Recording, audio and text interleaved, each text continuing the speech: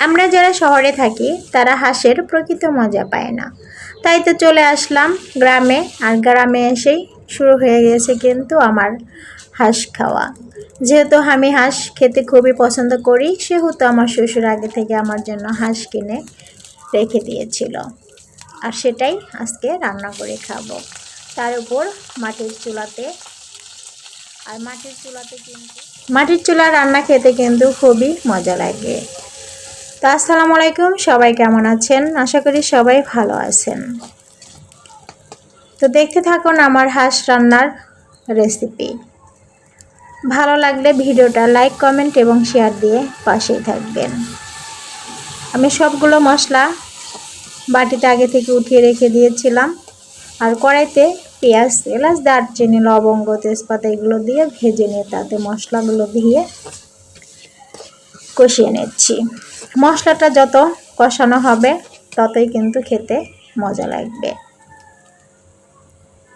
তো এখন এর ভিতরে আমি দিয়ে দেব একটু পরিমাণ পানি। পানিটা দিয়ে মশলাটা আরও ভালো করে কষিয়ে নেব। মশলাটা কষানো হয়ে আসলে এর ভিতরে দিয়ে দেব আমি আগে থেকে কেটে ধুয়ে পরিষ্কার করে রাখা হাঁসগুলো। দেখেন মশলার কালারটা কতটা সুন্দর হয়েছে। এখন মাংসটা দিয়ে আবারও মশলার সাথে ভালো করে নাড়াচাড়া করে নিয়ে মিক্স করে নিতে হবে।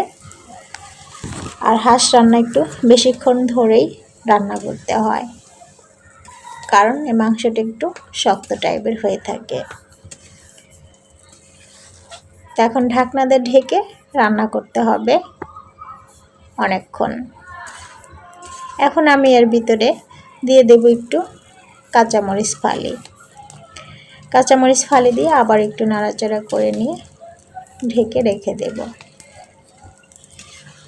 পানিটা শুকানো অবধি পর্যন্ত কষিয়ে নিতে হবে।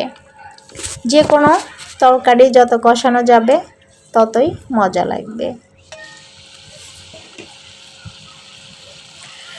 আবার কখন আসবে ফিরে সেই আশাতে জাগবো রাত, হয়তো সে কোনো নিশোত রাতে ডাকবে সে অকস্মাৎ, সেই আশাতে জাগবো রাত।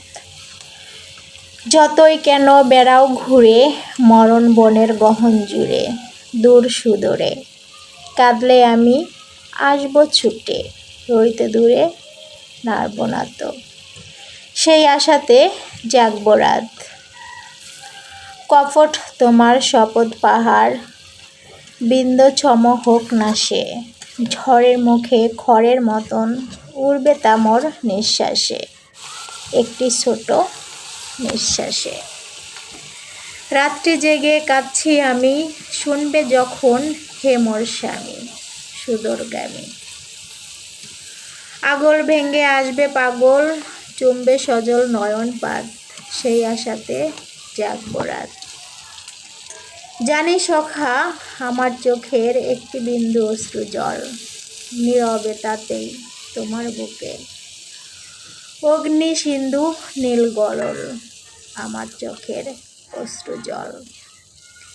তোমার আদর সোহাগিনী তাই তো কাদাই নিশিদিনী এ অধীনে, ভুলবে জানি তোমার প্রাণী গর্বিণীর সব আদাত, সেই আশাতে জাগবো রাত।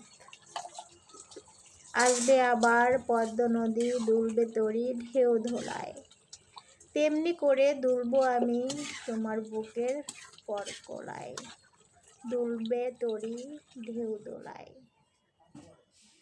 পাগলি নদী উঠবে ক্ষেপে তোমায় তখন